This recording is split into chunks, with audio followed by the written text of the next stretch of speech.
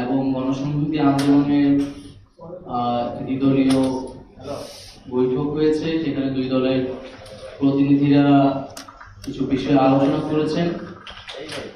আমাদের জাতীয় নাগরিক পার্টির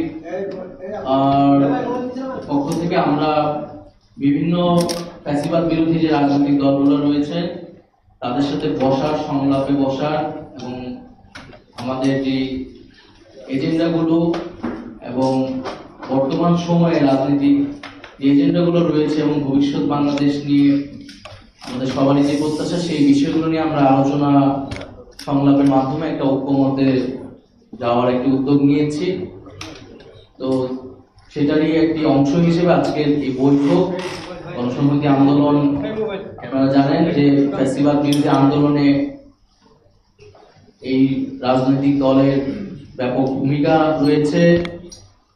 এই জুলাই গণঅভ্যুত্থানেও আমাদের সাথী হিসেবে গণসংহতি আন্দোলনের নেতা কর্মীরা সারা দেশে এই জুলাই গণঅভ্যুত্থান আন্দোলনে অংশগ্রহণ করেছেন, আত্মত্যাগ করেছেন।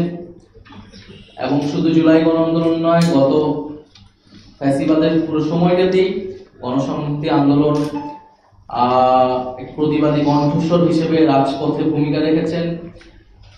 এবং আমাদের যে নতুন রাজনৈতিক বন্দোবস্তের কথা আমরা বলছি, রাষ্ট্র পুনর্গঠনে, রাষ্ট্র সংস্কারের কথা বলছি, সংবিধান সংস্কার বা নতুন সংবিধানের কথা বলছি, এই আলোচনাগুলো গণসংহতি আন্দোলন জনপরিসরে দীর্ঘদিন ধরে করে আসছে। আমরা মনে করি আমাদের এখনকার যে আমরা রাষ্ট্র পুনর্গঠনের প্রত্যাশা আমরা দেখি, সেগুলো আসলে গত 16 বছরে এই সকল আলোচনা তৎপরতার একটা ধারাবাহিকতাই।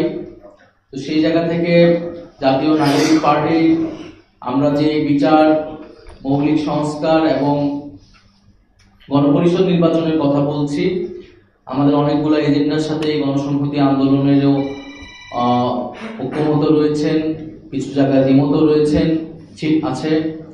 আমরা সেই বিষয়গুলো নিয়ে আজকে সংক্ষিপ্তভাবে আলোচনা হয়েছে এবং এই আলোচনা ভবিষ্যতে অব্যাহত থাকবে। এবং একটা ঐক্যমতের ভিত্তিতেই সংস্কারের রূপরেখা বা সংস্কার বাস্তবায়নে আমরা যাতে ভূমিকা রাখতে পারি, সেই প্রত্যাশা আজকের এই সংলাপ থেকে আমরা ব্যক্ত করেছেন উভয় দলের প্রতিনিধিরাই।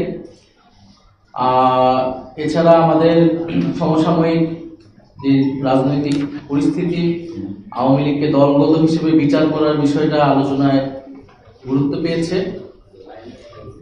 এবং সুষ্ঠু নির্বাচনের জন্য যে ধরনের পরিবেশ প্রয়োজন, তার আগে সংস্কারের বিষয়টা আমরা কিভাবে অর্জন করতে পারি ইত্যাদি বিষয় নিয়ে আলোচনা হয়েছে।